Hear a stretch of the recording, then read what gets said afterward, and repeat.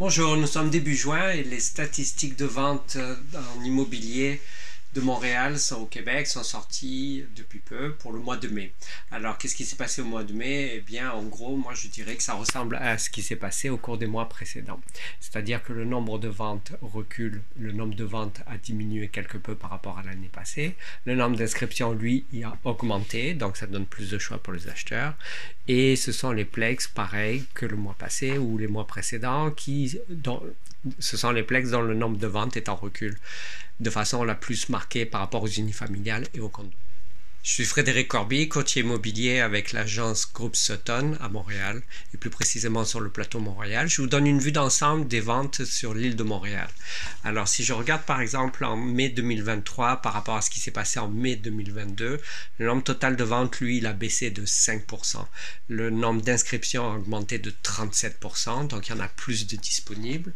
Et le nombre de nouvelles inscriptions, lui, il a baissé de 12%. Donc en fait, ce que ça veut dire, c'est s'il y a plus d'inscriptions, mais que le nombre de nouvelles inscriptions a baissé, c'est que c'est un peu plus long à vendre, donc ça laisse plus de propriétés disponibles en même temps sur le marché, à un même moment donné. Pour ce qui est du volume des ventes en prix en total, il a diminué aussi. Alors ça peut s'expliquer de plusieurs façons. Par exemple, ça se peut que les plus petites propriétés, comme des condos de 1 ou 2 chambres, soient plus vendues que des maisons unifamiliales de 5 et 6 chambres, par exemple.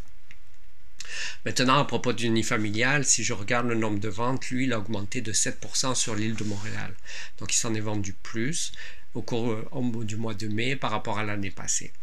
Le nombre d'inscriptions, lui, il a augmenté de 52%, donc il y a beaucoup plus d'unifamiliales disponibles. Le prix médian, il est de 735 000. C'est une légère baisse par rapport à l'année passée où le prix médian était de 750 000. Pour ce qui est du délai de vente, lui, il a augmenté. On parle de 63 jours maintenant, donc c'est correct, c'est ordinaire d'avoir une propriété qui se vend en 2 mois sur le marché. Donc ça peut prendre beaucoup plus de temps que ça en fonction du secteur, en fonction du type de propriété. Pour rappel, l'année passée, c'était 31 jours, donc à peu près 1 mois, ça prenait. Au niveau des condos, il s'en est vendu 10% de moins que l'année passée, donc la baisse est marquée sur tous les types de propriétés. Le nombre d'inscriptions, lui, il a augmenté et le nombre de nouvelles inscriptions, lui, il a légèrement diminué, donc il y en a un tout petit peu moins, on parle de 1%. Pour ce qui est du délai de vente, c'est comme pour les unifamiliales, c'est 2 mois qu'il faut compter sur l'île de Montréal pour la vente d'un condo. Ensuite, pour ce qui est des plex, donc le nombre de ventes, lui, il a baissé de 8% par rapport à l'année dernière.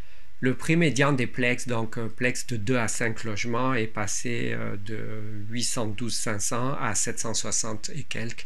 Donc on parle d'une baisse de 6%, mais là pareil, si c'est vendu plus de duplex ou si c'est vendu plus de quintuplex, ça fait une grosse différence. Et le délai moyen, lui, est un petit peu plus long qu'à l'ordinaire. L'année passée, c'était 44 jours. Là, on est rendu à 75 jours. Donc c'est quand même une augmentation de 1 mois, ce qui reste quand même 2 mois et demi, ce qui est très raisonnable pour la vente d'une propriété. Donc en conclusion, je dirais que le nombre de ventes, lui, est un peu plus bas que les années passées, que le nombre de nouvelles inscriptions et le nombre d'inscriptions disponibles sur le marché est plus élevé, du fait que c'est un petit peu plus long à vendre. On parle de 2 mois à 3 mois maximum, en moyenne, bien sûr. Si votre propriété est à vendre depuis plus longtemps que ça se peut, parlez-en avec votre courtier, il y a des raisons à cela. Ça dépend du marché, ça dépend du secteur, ça dépend du prix de la propriété, ça dépend de plusieurs facteurs. Et ensuite, pour ce qui est du prix moyen, c'est une très légère baisse. Donc non, ce n'est pas les soldes, on ne peut pas acheter à prix réduit en offrant 10 ou 20% de moins que le prix affiché, bien entendu. Et ça, on parle d'une légère baisse marquée. Une baisse certes, mais légère. Donc, ce n'est pas une chute du prix des propriétés. Et les propriétés n'ont pas toutes perdu de leur valeur.